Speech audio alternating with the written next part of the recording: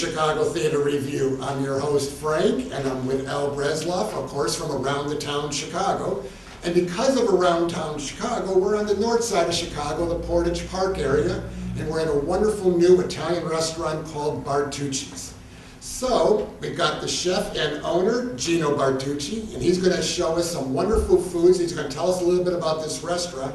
And in between, we're going to talk about theater and what's going on. Right, as we chew our food, we've As we chew got a couple of our food. entrees coming, but you know that food is my thing besides theater, so I enjoy doing that very, very much. And you know, on Sunday afternoons, every Sunday at 2 o'clock, Al and I talk about things around Chicago, and Al gets all the restaurants. So this is one time I get to do a restaurant. That's right, Frank got to do this one. So- We'll talk later. So, the first show we want to talk about is You Saw Into the Heights. I saw in the In the Heights, Heights. not Into the Heights. And In the Heights, this I've seen lots of times, but there's a new theater company, and they're not new. I just found out about them. If you remember on the show, when we had Mr. Lisnick on, he Right. talked about this theater. The Miracle Center is an unbelievable thing that people don't know about on the north side of Chicago. It's actually on Pulaski, just south of Fullerton. Okay. There's what, I've been driving by it for probably 20 years. It looks like a big factory. It looks like nothing is in there. Inside is a school, training center, and a theater that seats about 280, 290 people. It's a good size. They put on a wonderful production. This is a rebirth of a production they did in, I think it was 2014, they did In the Heights. And because it's a Puerto Rican neighborhood, it felt like that was the right show to do. I mean, they've done West Side Story, they've done things that are very into their people. But the people who live locally are doing the plays. They're learning. The young man that plays the major role, which is hard to pronounce because it's U.S. Navy, it's us Navy because his father, when he was going from Puerto Rico to America, saw a boat that said U.S. Navy, and that's how he named his son, and he got that name. But the young man has only played in 2 roles in his life, and it's been this role. He's like a natural. He's unreal. The whole show is just amazing. They are pretty much sold out for this weekend, but they are doing 2 shows on the next week. And then I just want people to pay attention to the name of it. It's the Miracle Center. If you get a chance to go see one of their shows, you will be in heaven. And if you're a casting director, you will find the next star for your next show at this theater company. That's what I love about small theaters. We keep discovering new ones all the time. Tonight you have me going to a show through a theater that I've never heard of. I'm going to see Mosquito, and that's at the Steep. Yeah, now I understand it kind of buzzes around a little bit, so you'll have to find out for sure. So I'm gonna how see buzzy it is. from what I read on Mosquitoes, which we'll talk about Sunday on the radio, it's a show that basically it's a drama, and it's going to be a hard-hitting drama. But you know what, there's so many different things that we're learning. I went last week after our show, went down to see Twice Thrice Thrice, which is at Silk Road, which is downstairs at Chicago Temple on Washington and Clark Street. An amazing 100-minute show that is about 3 women who are going through different phases of their life.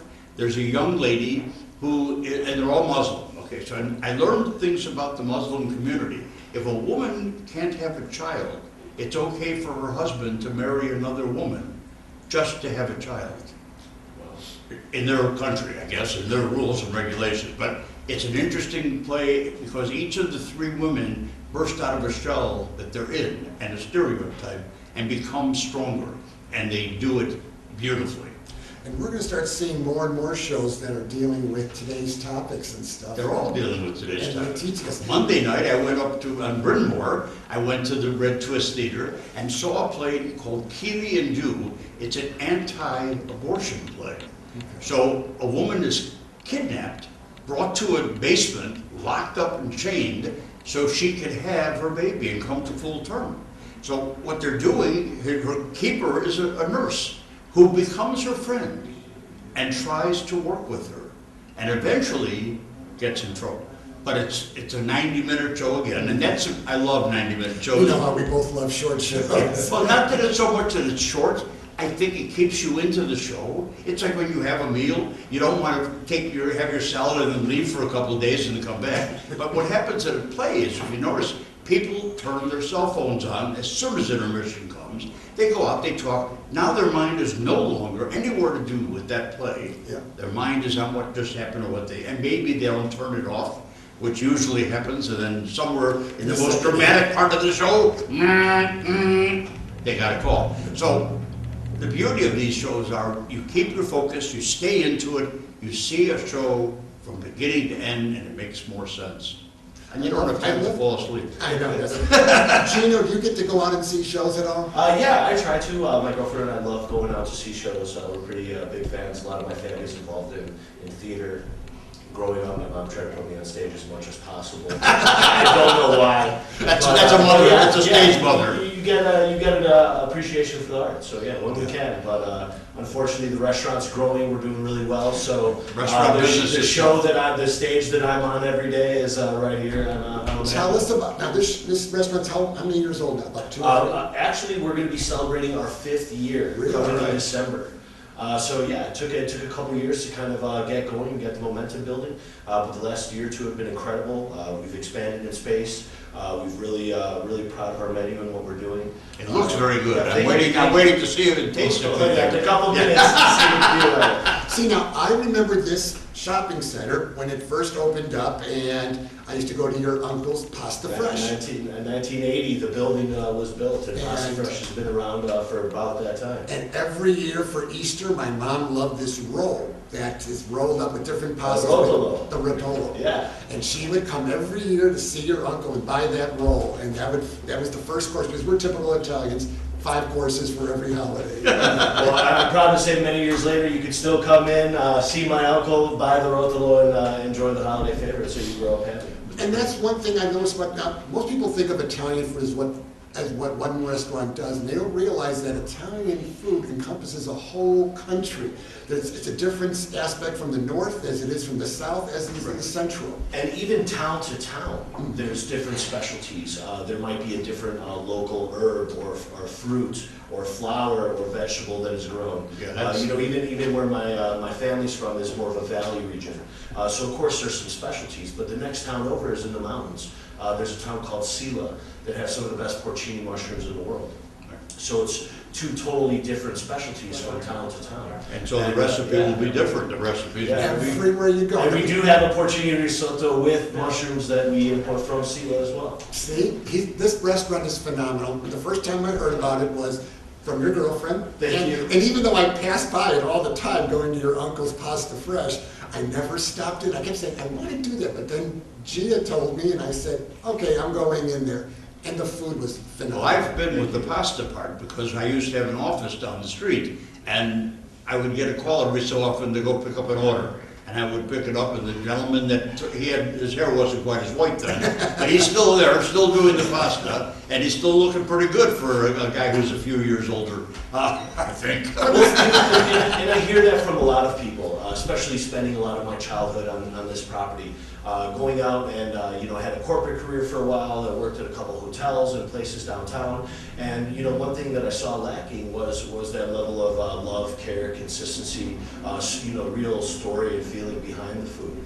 And, coming back here and opening this restaurant was a way to take stories like that from you guys separately and together that we hear from a lot of our guests and a lot of people that I know growing up and kind of take that pasta and have a nice family-style area to enjoy. I think there's something about flavor of a restaurant, not just the food flavor, but the flavor and the atmosphere of the people. Sure. The people who are part of that restaurant. Many, many years ago, I had a cousin whose name was Danny Greco, had a place called Daniello's up in Wheeling. Okay. And it wasn't going just for the food that was there.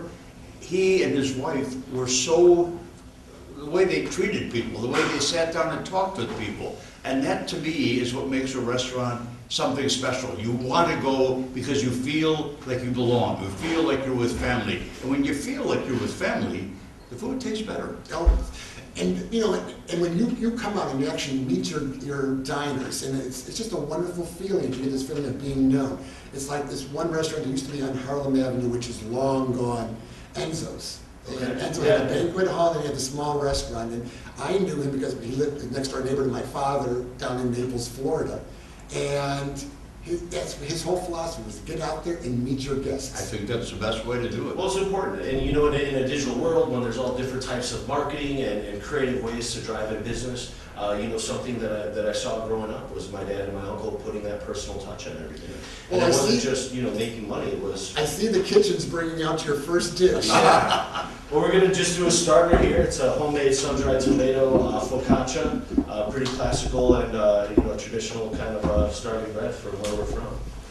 So this is a very traditional sun-dried tomato focaccia that we make fresh daily. Okay, who's gonna Al, cut it? why don't you cut this? All right, You got the I'm knife. usually better off at eating it than cutting it. All right, let's see what we can do. Although it looks like they did a nice job doing that for us. Frank, where's your plate? My plate is right here. And then, I'm gonna give Frank a little bigger piece, I think, because And then you this- look very hungry, Frank. and then this way you can tell me about this wonderful play that you went to at the Ruth Page Auditorium. Here we have a beautiful but simple traditional homemade focaccia. We have some nice sun-dried tomatoes, some parsley. We top it with a little olive oil, and it's a nice spongy inside, kind of a fluffy bread. And we use a little bit of potato flake. It's a nice little trick that we use. Okay, so while Al's eating the focaccia, No, you're gonna I'm taking my bite because I know you want to talk to me. I Frank. want to know you talk to wanna you ask about me a wonderful show. You saw Andrew Lloyd Webber's Sunset Boulevard, which the last time I saw it done on any stage was Drury Lane. Because usually it's done on a big stage. It's primarily done on a big stage. Porchlight uses a Ruth Page, and it's a small, intimate stage. Now, the set was amazing for the size of the stage. But you don't have to worry about too much. You have Larry Adams, and you have nobody but Hollis Resnick playing the part. You got a show, and the ensemble was amazing, powerful. Every one of them had high energy. Michael did a great job with putting the show together. It's just an amazing show. Most people are kind of not familiar with what Sunset Boulevard is. It was a movie. It was about actually everybody thinks it was about the character, you know, there really was a character, and she's not. She's a potpourri of all the silent stars.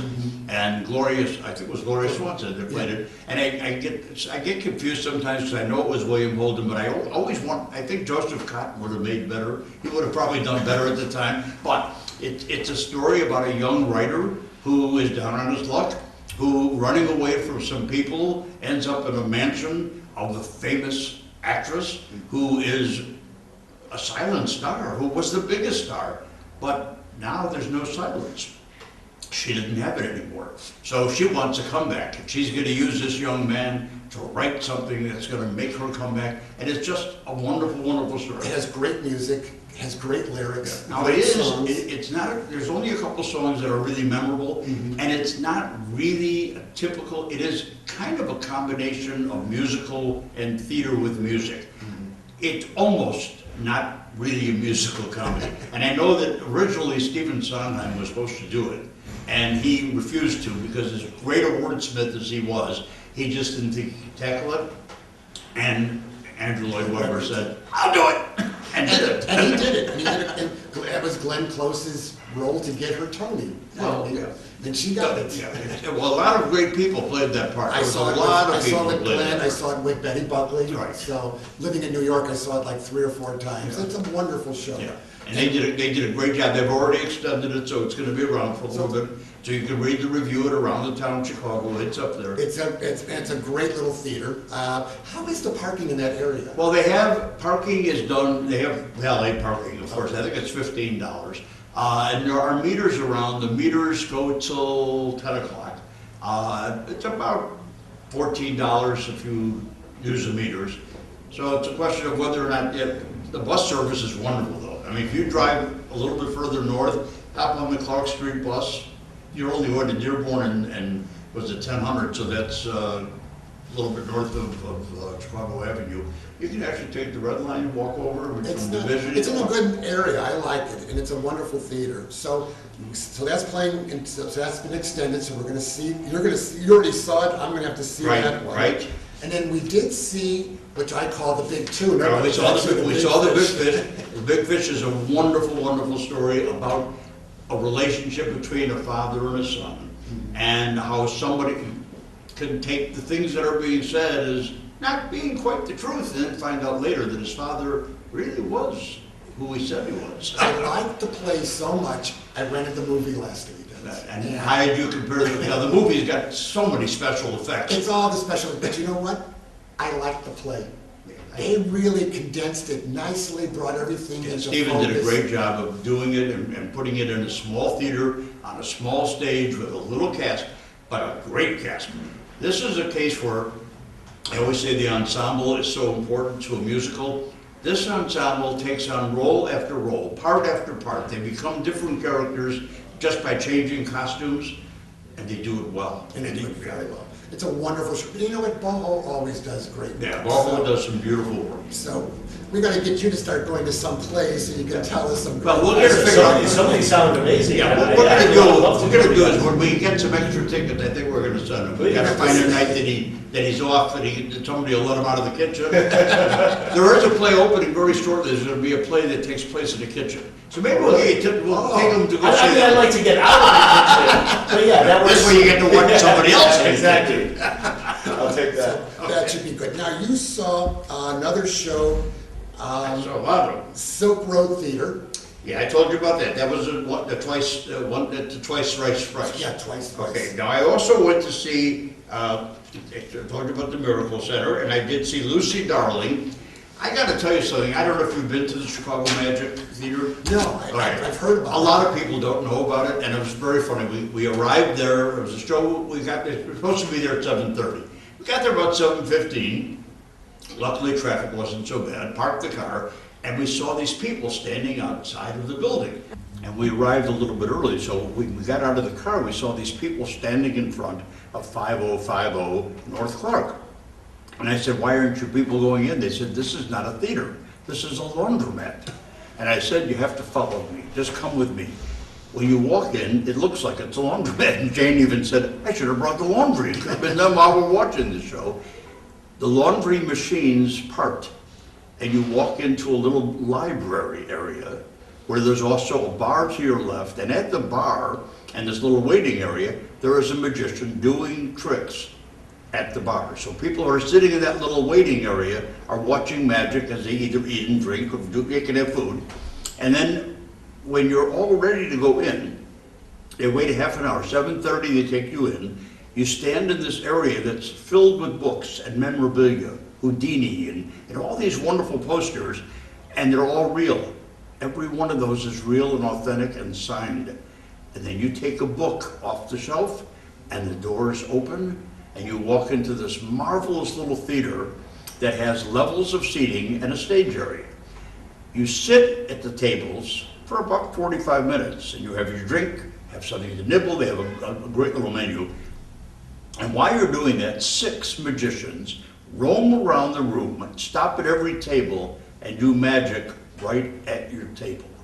Amazing magic that I watched so closely and I couldn't catch anybody doing. And you still couldn't figure it I out. could not, and I get pretty intense. And you're with pretty watching. good when it comes to magic, so. Then this ends, and the lights start to dim, the curtain opens, and Lucy comes out. This woman is unbelievable. She plays off the audience. People who are sitting in the first section, which are the $55 seats, those people usually end up being part of the show. So what happens is, she finds the characters and finds their ups and downs and what to play off of. She plays off them, gets them involved, brings them up, and then she does magic between the stories and her little gimmicks. The magic is unbelievable. Most of it has to do with drinking. She pours from a shaker to 3 different glasses from the same stuff that you put in, pours them in 3 glasses, all 3 glasses, different drinks. Oh. You can taste them, they're all different drinks. At the very end, she has a glass, she has a bottle, she has 2 cylinders. She covers them, they switch. Then she starts uncovering and keeping going like this, and every time she does it, there's another bottle on the table. At the very end, 14 bottles of wine, not the same, different, are on that table, and they were real. I went up after the show, I went like this, they all made the sound of glass. It sounds like I have to hire her for some wine. I was in awe. I said right away, if I instead of going to the liquor store, I just need one bottle, I can bring it over, she can just fill my bar, and never have to worry So you about can take it. those 2 loaves and Yes, finish every it? Wednesday night, Every she's Wednesday. there until December. This place is an amazing place because every night they do something different. And the only time kids can come is on Sunday for brunch. Then they do magic where kids can do it, and alcohol is not the main thing. Because at night, you must be 21. If you're 18, you can come in with an adult, but they have to sign a document that they will not give you anything to drink. Where is this located? 5050 North Clark Street. Okay. Just in Andersonville, and like I say, it's a laundromat when you walk in the door. But in there, it's magic. Well, I love magic, and so, so I'm going to go see this. You should go there. And if you can go on a Wednesday night while she's there, you want to see Lucy. And Wednesdays are my good days, so I have to give that a try, because I love theater that deals with alcohol and food. Okay, but they have food. Actually, they have these potato chips that are unbelievable, and they make them with special sauce. They have these little small things to eat, and then they have, if you've got it with your money, you can get the shrimp or one of those things, because it's good money for you. But the shrimp were actually, and it's a funny thing, and you're in the restaurant, they call them jumbo shrimp. Sure. Okay, doesn't seem, that's an a little bit of an oxymoron. oxymoron, Yeah. I mean, if they're jumbo, why would you call them a shrimp? I mean, I knew guys in school that we called shrimp, Yeah. but they were never jumbo. They were little guys. That's why we called We them used to that. call them prawns. What's Well, the, that's another thing, though. Prawns are not Prawn the is same. technically a different species of. oh, right, see? Yeah, they walk a different walk. Well, that's even an Italian food. Is it gravy or is it sauce? You know, this is an age-old debate. It is sauce. I'd like to say for the record that it is sauce. And here's the- Gravy is something we put on turkeys. Right, and you can't say gravy with your hands. It doesn't, gravy, sauce, that makes more sense. Because, my mom always called it a sauce. And then my dad said, well, if it's the normal sauces, the white sauces, that's a sauce. But then on Sundays, when you make the... With the neck bone, With the you neck make bone the and all that, gravy. that's a Sure, gravy. sure. Right. So that would be the big gravy. Yeah, that's Sunday, But then that's but never on a Monday. never, no. It's a sauce on Monday. But that's almost like the other theater I went to. There's a new, you gotta take G, it's called Drunk Shakespeare. Okay. Oh, They actually- that already sounds pretty fun. They do Shakespeare in They under drink. 90 minutes, and they start off with 5 shots of whiskey. Wow. So the actors are plastered when they do it. So that's one that you're gonna have to see. Now, they're gonna bring out some more food for us. And I think, is there any other shows that we have to talk about? Because I think we're at the end now. There's just things that are going to be covered in the next few days. We'll be going, a couple more things. After this evening, I'm going over to the Raven Theater, and we'll see what that little musical is all about. Tomorrow, I'm going to see something tomorrow afternoon, right after the show. I'll be going. In fact, you can go with if you want. I think I have 2 tickets. We have to talk about it next Yeah, because Ian's got plenty to see, because I know I saw 2 pounding nails in the floor with my forehead. Don't see it. I'm gonna tell you right now, do not waste Yeah, your as 70 much as I minutes. love theater and talking to you about theater, I am seeing some food that Okay, looks. so that's all for theater. Gino, take it away with the Yeah, food. what, that gnocchi looks so magnificent. Thank you. Thank you. So this is a homemade potato gnocchi. We make the pasta fresh every day. My family's been doing it for over 40 years. So we also do so the potato gnocchi is with a homemade fresh mozzarella that we make from scratch in house, a nice vodka sauce, and with some fresh basil. In the summer and springtime, part of the beginning of fall as well, we have a beautiful garden in the back, and we grow a lot of our herbs, some vegetables, That's great. tomatoes, peppers. So yeah, we're proud to And of course, pick it out of the Al back and chop it up loves for you. this. This is my favorite thing. Here, I'll put this a little So closer just to you. put that right to And then you Al. can explain that one while I take some of this. And then over here we have a very classic Italian dish, especially in southern Italy, where my mom's from, Bari, and where my dad is from, Calabria. This is the original Italian meatball, I call it. It's called a bracciole. So it's a roll, it's a skirt steak, tenderized, pretty thin. Couple slices of pancetta, which is like an Italian cured bacon. Then we do some Romano cheese, some parsley, some garlic.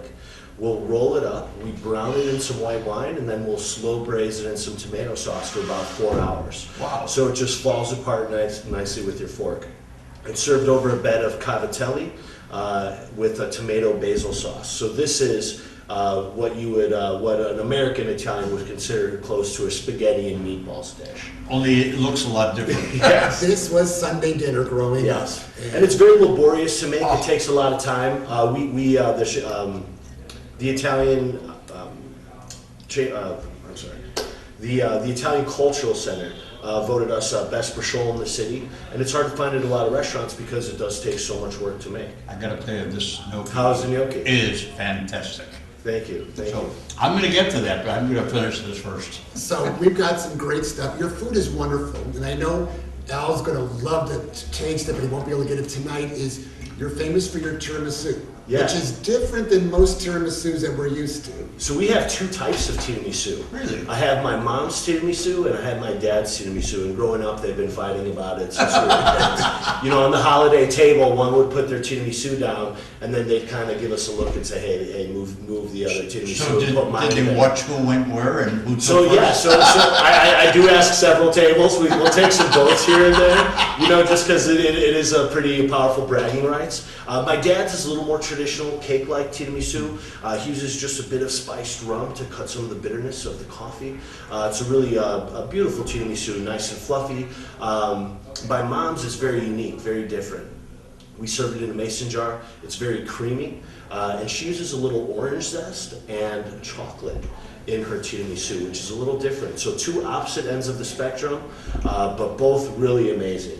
I mean, depending on which one's around, it's hard for me to admit. I do have a question for you. In Yeah. today's world, with all the people out there who are on gluten-free diets, what does a restaurateur do? How do you work around that? You know, it's food is always progressing. Palates are progressing, and of course, you know, different types of dietary habits. So we're proud to accommodate that. Even though our fresh pasta, you know, I prefer the semolina. I would recommend the regular pasta. We do offer gluten-free versions of all of our pasta dish, and we do vegan and vegetarian catering as well. Yeah, because you've got families where it's split. I have a granddaughter who is a vegan, and I mean, she's really vegan. She has not for 20 years almost. So you have all these people, and then I have my best friend is gluten-free. My daughter is gluten-free. So And you're all sitting down at a table. Yeah, sit down and at the discuss. table. We can't order anything, so have a piece of water? Have a piece of lettuce, Hey. drink some water, and you got it. We're ready for that. We're a family place. We're happy to All right, accommodate that's family, good. whatever they might eat. Give us the address again. The address is 3426 North Harlem Avenue. You can find us on social media at Bartucci Chicago, and as well as our website, bartuccichicago.com. And they have parking. And they have We have plenty of And parking. nobody knows on the street that there's no meters. the best part of Chicago. So, thanks, Al. I hope you enjoyed this. I'm food. having a ball. Gino, I want to thank you for being Thank on the you, show. thank you, Al's got gentlemen. something for you. Yeah, we're gonna give you one of our coffee mugs so Awesome. you can remember us. Beautiful, thank you. Frank, you don't have one, so I'm gonna give you one. So, so hopefully, we'll mention you on the radio, and then maybe if people come in and they mention either the radio or the television, you can get a discount. And Yeah, be All right, more let's be talk more than to happy. them. Let's say around the Mention town. this show and we treat them like family. All right, Great. we got it. That's perfect. Until then, buon appetito, gentlemen. From Chicago Theater Review, we'll see you at the theater.